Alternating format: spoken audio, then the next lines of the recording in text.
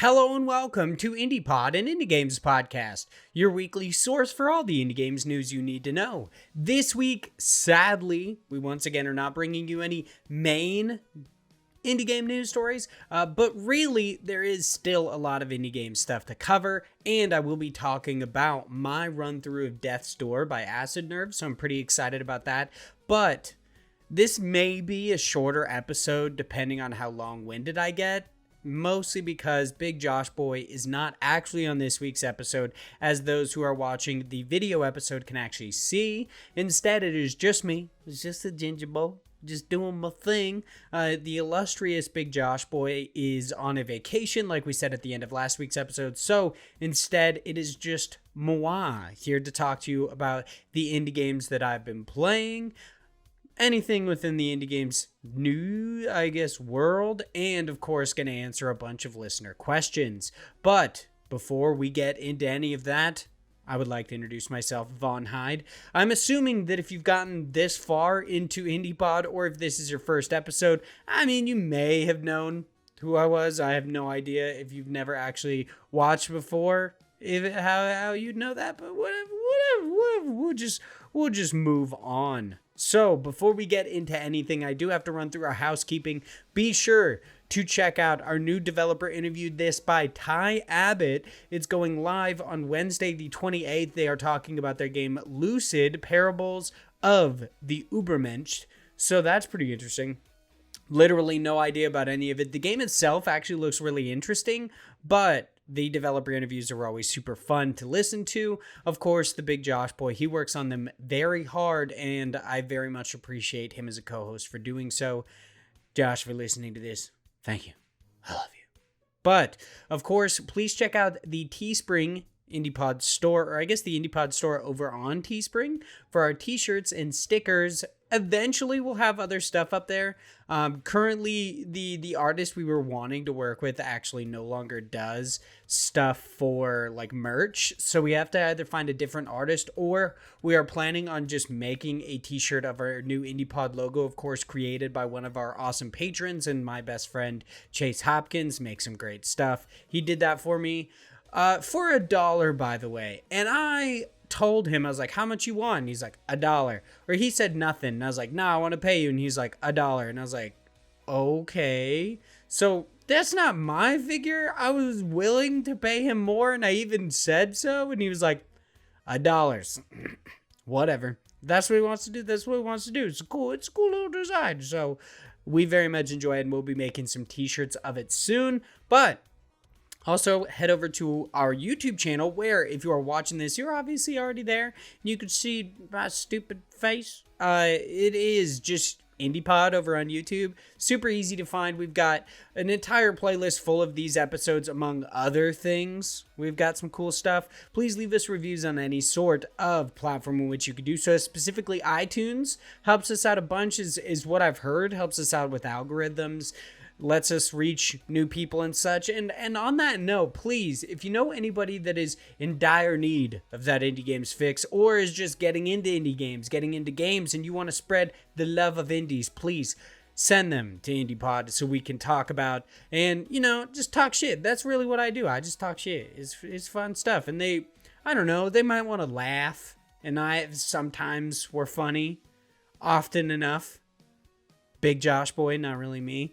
But lastly, thank you so much to all of our, and I know I've said but like 6 times, but I'm just gonna move past it. Thank you so much to all of our amazing patrons at the $3 tier or higher, specifically Ethan, a gamer for fun, Jonathan Claudio, it's actually John, but I read his full name just for fun there, and I forgot about it. Will C, Mixamatosis, aka Mix, Zach Durham, Chase Hopkins, Phil Prince, the one bad up of Australia, Chris Penrell, Go Beyond, and Josh Nichols, aka Active Josh, and Sam Philly from Canada. There's so many amazing people. I forgot to scroll because there's so many amazing people. Of course, I do just want to say thank you so much to all of our patrons in general, not just the ones at the $3 tier or higher, but we, of course, have to say thank you to those ones. We got to mention their names because it is part of that Patreon tier. But we do have some people underneath the $3 tier, and I just want to let you know that any amount of money is very much appreciated. The fact that anyone gives us money is absolutely fantastic, and we love you for it. So, on to what games I have been playing. And also, I just want to mention I added some lights I bought them a while ago.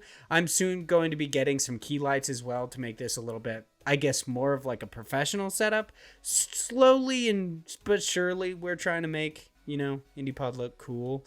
So if you have any recommendations on what kind of stuff you'd like to see, I'm trying to mess with the white balance and the brightness of my video feed a bit. So eventually I'll get it right. I'm looking far more, I would say, yellow or tan in a sense than I normally would, but whatever. We're moving on. I'm a pale boy. So this week, I have been playing what a lot of other people have actually been playing, and it is Death's Door by Acid Nerve. If you didn't know, Acid Nerve is actually the team that developed Titan Souls, which is a very, very fun indie game released quite a while ago. I feel like it was actually maybe 2015. Oh shit, I got it. Yeah, April 14th, 2015. Developed by Acid Nerve. It's actually really, really interesting if you are a fan of boss rush games or just a fan of like difficult games, like possibly even Souls-like, depending on how you talk about it. You play a character that kills bosses in one hit. And the entire idea is that you die in one hit, but they also die in one hit, and you only have one arrow. So you have to fire it and call it back multiple times. Each boss has a different way of defeating them. It's very, very interesting. But they recently just released Death's Door in partnership with, and Devolver published it. But once again, the developer is Acid Nerve. It is not developed by Devolver. I have this thing where it kind of annoys me, and I know that brand recognition is a really big deal, and I think that being associated with Devolver probably really helps out a lot of awesome indie devs, and probably helps out Acid Nerve in this case with Death's Door. But I don't appreciate the fact that Devolver basically overshadows any developer in any scenario. It really doesn't matter who the developer is for the most part. If Devolver publishes it, it's a Devolver game, which somebody did tell me, or they when I said that, they brought up the fact that it's a good thing because Devolver is like a stamp of quality. They don't really publish bad games depending on who you ask. And I totally agree. I 100% agree. But also, I do want the developer to actually be mentioned. I feel like 90% of Devolver's games that are put out, the developer is almost never mentioned for the most part. It is just that the publisher is Devolver Digital. So instead, I want you to very much know that Death's Door is developed by Acid Nerve because it's an awesome game. So on to my actual thoughts on the game. Death's Door is in a sense, an action RPG. Where you, and I guess some people call it like a Zelda-like, where you go around, you are a reaper or a crow who goes around collecting souls for the Lord of Doors, or to basically just continue the never-ending cycle of life and death in a sense. But the soul that you get, I guess, assigned actually ends up being stolen from you, and it kind of this event causes a cascade where you end up having to track down these 3 giant souls to open up Death's Door. It is very interesting. I'm going to try not to get into any spoilers or specifics because I do want people to play this game. I do think it is really fun. There is some miscommunication.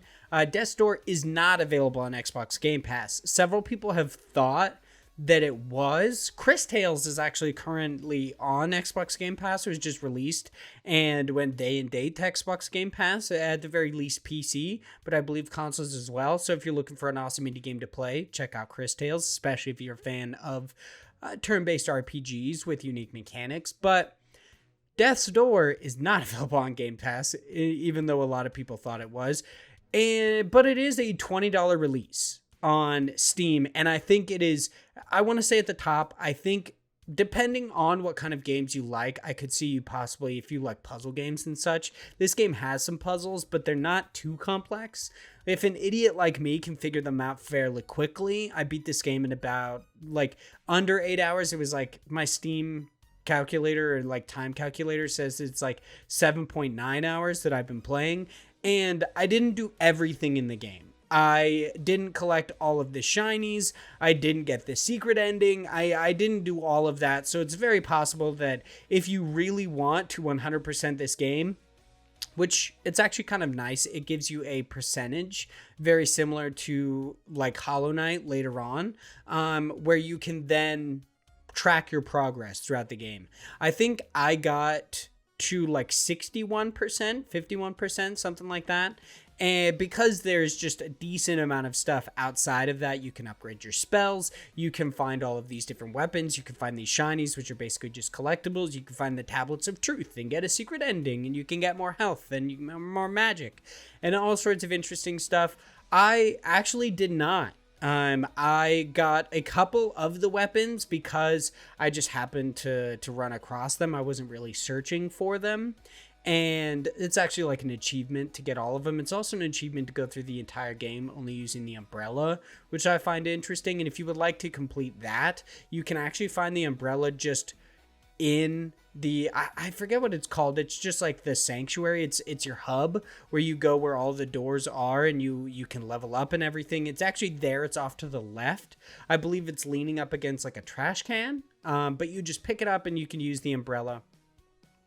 And it's fun enough. That's one of my big critiques of the game is that combat feels really, really good, but they try to shoehorn in other weapons that I feel like really do nothing for the combat, which kind of sucks because they basically just like possibly swing a little bit slower, but don't seem to do a massive amount more damage. I'm talking about like the hammer, and it only has 2 swings instead of 3, which your main sword does. And then there's the daggers, which swing a lot faster and I believe have a 4 or 5 like hit combo, but they actually do less damage, and your charge attack is a little bit different. Your rolling charge attack is a little bit different, but ultimately I felt like they didn't add a whole bunch of variety to the combat of the game, so it made trying to seek out these different weapons kind of set on the back burner. If I just came across them, I was interested enough to check them out, but ultimately, I don't find them to be things that you desperately need in any sense. It doesn't make your experience of the game unique. Instead, it just kind of feels like a little bit more. So that's, it kind of just seems like an added fetch quest in a sense, if you're trying to find them. Get ready for a lot of drinking of water, because solo episodes always get me a parch, because you just gotta talk the entire time. It's you never understand how much you love your co-host until you do a solo episode, and then it's like, holy shit, this is intense. So more on Death's Door. It has really, really awesome, very fluid combat. I really, really enjoy it. And when you slowly get these new magic spells, because you start off with the magic bow, which you can only get 4 shots, but luckily you regen those 4 shots by just hitting things or different enemies. So you can actually like dodge, hit a couple enemies, shoot a couple arrows and everything. Myself, I very much enjoyed the magic and the ranged combat. So my build was I maxed out my magic and maxed out my dexterity, so I could unleash my magic spells faster and they would do more damage, which I very much enjoyed. I didn't invest much in strength for the most part, or speed. Speed was actually kind of nice because it just increases your movement speed and makes it to where you can dodge faster and more often, which is actually really sweet, especially for the later boss battles, specifically the Lord of Doors. But it's very fun to actually mix in a lot of these different magic spells, especially as you continue to unlock them throughout the game. You get a fireball, a bomb, a hook shot, which is actually really fun, and each one of these has their own, I guess, ups and downs to combat. The bomb itself, you can actually hurt yourself with it. The fireball would light enemies on fire and can penetrate. And the hook shot can pull you toward enemies, which is actually really cool. And if you really want to, you can find shrines in which there are actually mini boss battles that you can do that are optional, in which you can upgrade these spells, which is actually really cool. I only upgraded the fireball spell because it happened to be like something I came across naturally. I didn't do it on purpose. But I very much enjoy it. I think the fireball spell is probably the most useful for the most part, because there's so many enemies, or specifically in boss fights, where they will go into attack animations and stuff where you should not try to hit them, especially since you only have like 4 health containers, or possibly more, depending on if you went and sought out all of the different shrines to get more health. But the fireball spell, since it adds a burn to the enemy, you can actually just light them on fire and dodge their attacks for the most part and still be doing a significant amount of damage, which is really nice. You just have to hop in every now and then to actually hit the boss to regain your magic containers. And I actually really like this flow to combat. I very much enjoy the fact that you hop in, you slash a couple times, you hop out, use some magic. I really enjoy that. It reminds me a lot of Hyper Light Drifter, where your guns, they were entirely fueled by you hitting enemies. And if you didn't, you never gain a gun charge, which is actually really nice because you can't just sit back and unload on enemies. I really, really enjoy that, and I'm actually kind of hoping that that's how Crowsworn is when it eventually comes out, because I think that it's a really fun way to mix up combat, where you have to mix and match both melee attacks and ranged attacks, even though you may be more heavily weighted on one or the other. I really enjoy that. And I enjoy the RPG mechanics of this, where you gain souls, you go back to the soul vault, and you upgrade your abilities. I will say, I feel like you do actually feel these upgrades. You start to do more damage, you attack faster, you dodge faster. Maxing out my magic made it to where I was possibly 1 to 2 shotting enemies that I wouldn't at the beginning of the game, and I really felt that in combat. I actually really enjoyed that, and it's an issue that I have in a lot of games where I feel like upgrading things, you often don't actually feel like it's upgraded, especially because there's always that consistent difficulty curve where as you get stronger, so do enemies, depending on the leveling scheme for the world. So I really enjoy that Death's Door actually kind of makes it known that you are doing more damage. I very much enjoy that. There are kind of some things that I don't like about Death's Door as much. I don't actually like the way you heal. I don't enjoy it. So the way that healing goes within Death's Door is that you collect seeds in which you plant in different pots around the map that spawn flowers that once consumed, you actually heal all of your heart containers or all of your like health containers, but you don't have any sort of consumable in which you can use in boss fights. So when you go into a boss fight, if you die, you're basically just fucked and you have to go, or if you lose a couple containers, you are just for the most part fucked. You don't have an option. It just leads to deaths more often than not, which there isn't a huge penalty to deaths. It's just like a couple souls. I believe the only time I ever noticed it was like 4. It was very little. And even then, sometimes the refresh time on boss fights is actually very quick, depending on the fight. So like the Avarice fights, you just have to click retry. The Lord of Doors, you just have to click retry. It's very nice. I very much enjoy that aspect of it.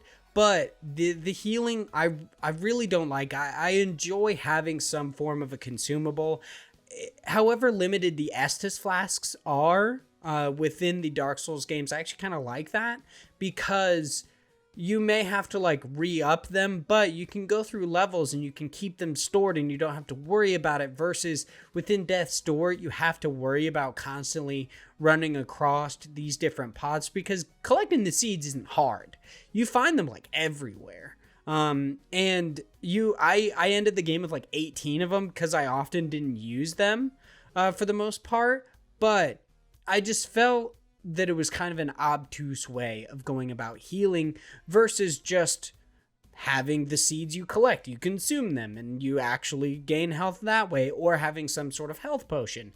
I would have far preferred that over the way it is. Luckily, with boss fights, you normally have like a door, which is like basically a spawn point near their boss fight, or there is one of these like heart containers near it. So if you get close to it and you have like, maybe, I hate that I keep saying heart containers, but it's a fairly good representation, and since this is Zelda-like, it's fairly close to it.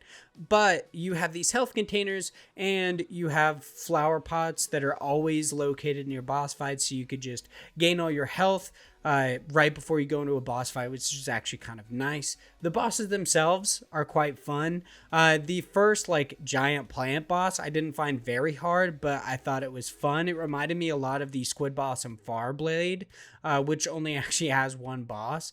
But it was like, I believe it's like a prototype. It's very interesting. It's over on itch.io if you'd like to check it out. I liked it. I wrote a piece for it on Handsome Phantom way back when. But the first boss does a lot of just rotating and trying to hit you with their tendrils. So you kind of just have to follow it around in the circle. Then you can fight, I believe you actually have to fight them in a specific order, because you have to unlock different spells, which you do in each different region to go to the next. So then you go on to the Urn Witch, who's very interesting, and actually I'd recommend if you're trying to 100% the game and you're trying to get maybe that platinum trophy, or you want to get 100% of the achievements, be sure to use the spells that you get within that you get within the chests in that region on that boss fight. So in the Urn Witch, make sure to use that fireball, because it is actually an achievement. You don't really, outside of that, you don't really have to. So the hook shot you don't have to use against Betty the Yeti. I believe the bomb spell you don't have to use against the Frog King. Instead, I would recommend with the Frog King just using the bow, because it is a large component of that boss fight, and you just shoot the hammer that's on its back to regen all the platforms. I'm trying to be vague for the most part when it comes to story stuff, because it is really interesting. I would 100% recommend, after beating the game, if you very much enjoy it and you want to keep going, there is a secret ending that you can move toward, which comes from going and getting the key off of the last boss's dead body, which is very easy to get to. You just go to a door, you go back to the hub, and you go right in front of the Spirit Vault, or the Soul Vault, and you grab the key, which you then go and unlock it's like a bell tower. From what I understand, it's a much longer, it's an arduous process to get this ending, but I do feel like it's very interesting. There are videos of people who have already got it, actually, which I watched. I didn't get the secret ending, but I very much enjoyed it. I think it's something that everyone should experience, especially if you're a fan of Acid Nerve's games, wink wink. So if you beat the game and you want that little bit extra story, check out the video or actually unlock it for yourself.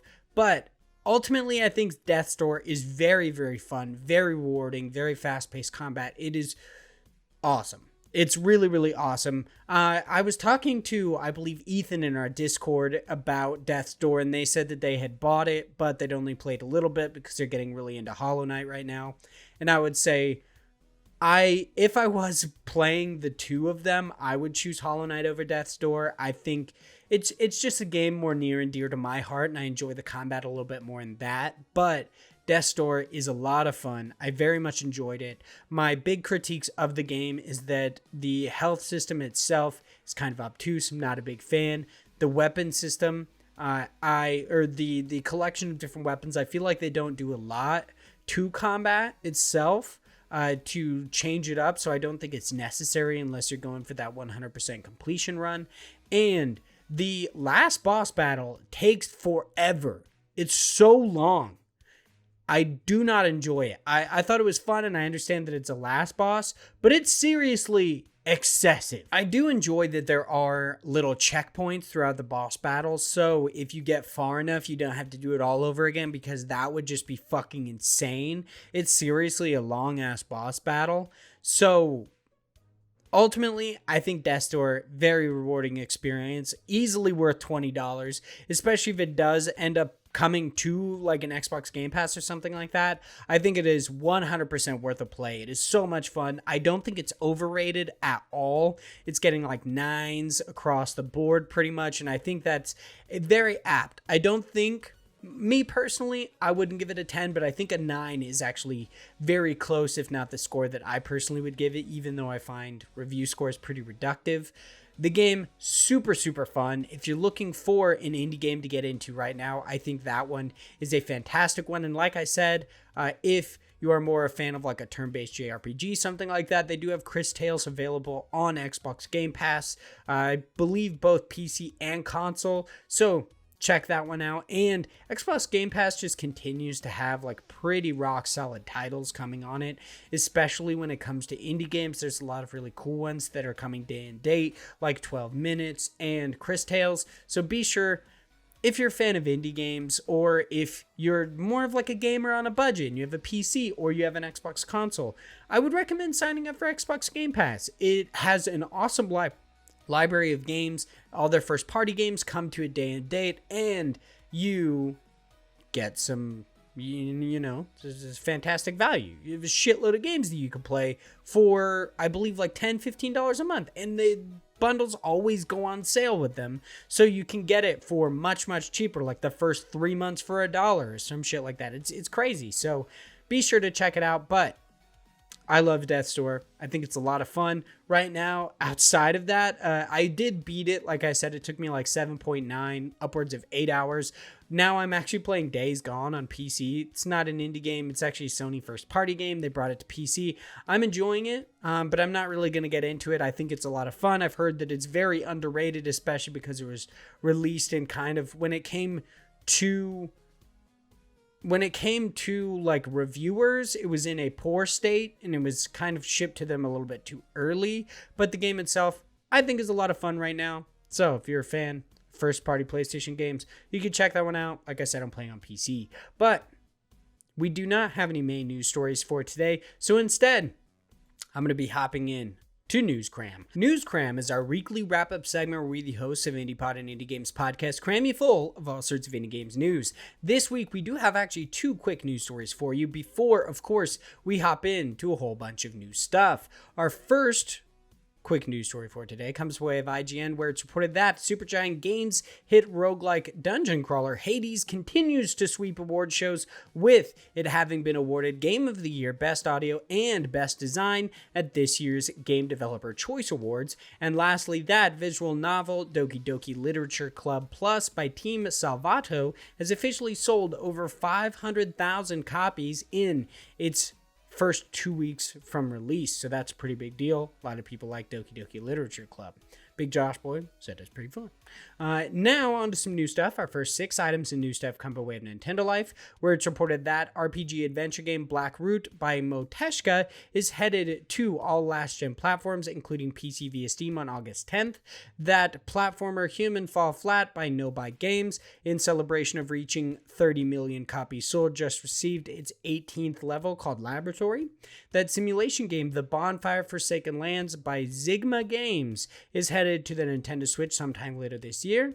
That twin-stick shooter Trigger Witch by Rainbite is headed to all current and last-gen platforms on July 29th. That narrative-driven puzzle game Inked, A Tale of Love by Somnamium Games DOO is headed to the Nintendo Switch sometime later this year. And lastly, that non-linear adventure game Road 96 by Digizart, I don't know how you say that. Digizart is headed to the Nintendo Switch and PC via Steam on August 16th. Now over on Twinfinite, where it's reported that psychological horror adventure game Saint Kotar by Red Martyr Entertainment is headed to PC via Steam sometime this October. That Metroidvania hacking adventure Recompile by Fee Games is headed to Is headed to current gen platforms, including PC via Steam and Xbox Game Pass on August 19th. That adventure game Faraday Protocol by Red Koi Box is headed to all last gen platforms, including PC via Steam on August 12th. That action roguelike game Wizard of Legend by Contingent 99 is headed to mobile devices with a new UI for handheld devices and much more sometime later this year. And lastly, that Boss Rush Souls-like game Elder Souls by Fallen Flag Studio is headed to all current and last gen platforms, including PC, on July 29th. I do want to say, really excited for Elder Souls. I think it looks awesome. We got, at the time of this recording, like 4 days to go until it's released, so that's pretty awesome. Now over on IGN, where it's reported that action-adventure game Lost in Random by Zoink/Thunderful. I'm assuming it's just in conjunction between the two. I know they're not the same, so yeah, I'm not exactly sure. Is headed to all current and last-gen platforms, including PC, on September 10th. And to round out the group over on GameSpot, it is reported that sci-fi colony sim RimWorld by Ludian Studios just received a new expansion titled Ideology, which adds new creatures, quests, and a new ending, plus a bunch more to the game. Now on to our listener questions. I'm not going to be doing the God Bless the Crowd segment this week, mostly because I feel like it is largely a discussion between the Big Josh Boy and I about these crowdfunding campaigns. So instead, I'm just hopping into the listener questions. Like I said, this one's going to be a shorter episode. It's looking like it's probably going to round out to about like 40 minutes, maybe an hour, depending on how long-winded I am. So I very much enjoy everybody being patient with me if you got this far into the episode, and thank you just so much for listening in general. So our first listener question comes by way of Philip Brenshaw, the Wombat Imp of Australia, writes in and says, if you could have co-hosted this episode with anyone in the games industry, creator, journalist, or content creator, who would it be and why? So this is an interesting question, and it's something that I've kind of like thought about for the most part. I would love to co-host, or I would love to just be on a podcast. And I know this might lose me, I guess, followers or some sort of credit. It's just no. So the person that I would choose would be Colin Moriarty. I'm a big fan of Last Stand Media and Collins in general. I know that a lot of people believe that they are a controversial figure. I personally don't think so. I don't think that they are like a bigot, a racist, anything like that. I feel like those are gigantic leaps in logic. I'm not a big fan of that sort of like almost defamation. I totally understand if you're not a fan. I totally get it.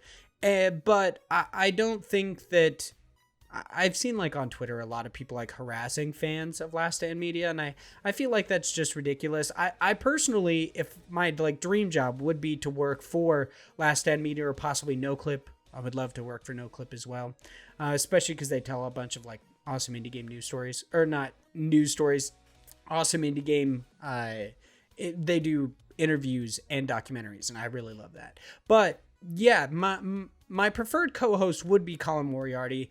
I really love their take. They're always like extremely well informed. I very much enjoy it. And even when I don't agree specifically with certain opinions, most recently it would be like Colin's thought on basically their definition of indie game, which is actually kind of hilarious that I would choose this person. We don't agree on the same thing when it comes to our definition of indie games. I'm much more inclusive, I would say, but I personally really love their content. I think they're incredibly well informed, and they would have a really interesting conversation about indie games, specifically because Colin is also an indie game developer working with Lily Mo Games. So I think that would be a really cool discussion. It would be kind of a mix between how we often have guests and developer interviews. We don't normally have guests that are developers. Colin would be that really cool overlap where they are both a content creator, a podcast host, a founder and like CEO of different companies, and also a developer. So I think that would lead to some really, really cool discussions. And I would very much enjoy that. I think that would be really cool. And let out any good farts lately? Dude, I'm always letting out good farts, dude. I'm always sinking farts into this here chair. You know, it's just the good stuff. Phil, thank you so much for writing in. Dennis, aka Obsessed Polyglot, I believe is actually their name, but I kind of, just gaslit them into changing it to Polygon because for some reason I just refuse to say it. Writes in and says, Vaughn, since you won't have to worry about any potential embarrassment from saying it face to face this episode, what is something you really appreciate about the Biggest of Average Josh Boys? Honestly, I love Josh so much. My wife actually made fun of me because at the end of every podcast, at the end of us recording, I tell him I love him. And I think it's actually kind of hilarious. I think Josh is probably the best co-host I've had.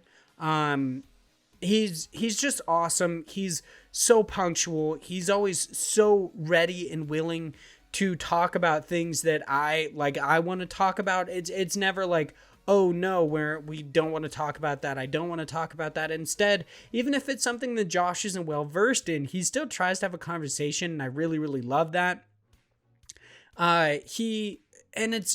It's really hard to understate how, I guess I've tried many different podcasts and many different types of content creation, and it is hard to find somebody who is so well prepared and willing to do the legwork and to really chip in and really just help out. And Josh is just so amazing. It's so hard to put into words and into context how awesome of a person and a co-host that he is. He does the developer interviews all by themselves. It's so awesome. I very much appreciate that, and I feel like they really increase our content in general. And I really just cannot understate the fact that Josh consistently shows up. He's on time. He's so punctual. I feel like just like myself for the most part. He's ready, willing to have conversations about indie games. He really wants to get deep. When he makes mistakes like what we apologized for before, I believe it was for like episode number 138, he is willing to rectify them and he wants to have a discussion about them. I love Josh as a human being. I'm so appreciative that he has come on this indie pod journey with me and that he is just so ready and willing to do it all. Plus, I'm so thankful that I started this podcast so that I wanted to, because I feel like I made a fantastic friend because of it. Big Josh boy, if you're listening to this, I love you. I know I'm going to tell you again, of course, after we finish recording, but Josh is just amazing. I really love Josh. And that's not to downplay anybody else that I record or have recorded podcasts with. It's just Josh is like S tier. He's just awesome. And I love him for it. And lastly, we've got Zach, aka Zactor, writes in and says, do you think aliens listen to music? And if so, do you think they like human music? What Earth bands do you think they would like the most? I vote Primus. So do I think aliens listen to music? I mean, yes and no. I actually kind of find it interesting that when thoughts come to alien life, we immediately go to some sort of carbon-based life form that's possibly bipedal and views reality the same way we do. I actually very much enjoy, I'm trying to remember the movie's name, Arrival, that is about these weird like squid-esque aliens that view time in non-linear ways, where they actually view time in many different ways, very similar to Dr. Manhattan from The Watchmen. And I think that's so cool. And I think it's kind of weird that we as humans try to fit aliens into our box of understanding. So instead, do I think that they listen to music? Yes. I think that they probably listen to some sort of music, but do I, and possibly even human music. I mean, one of the weirdest things is that we actually, like, I believe, started beaming stuff out into space a while ago. And I believe that's possibly like music among other things. And I think that's a very creepy thing to do, but also very interesting.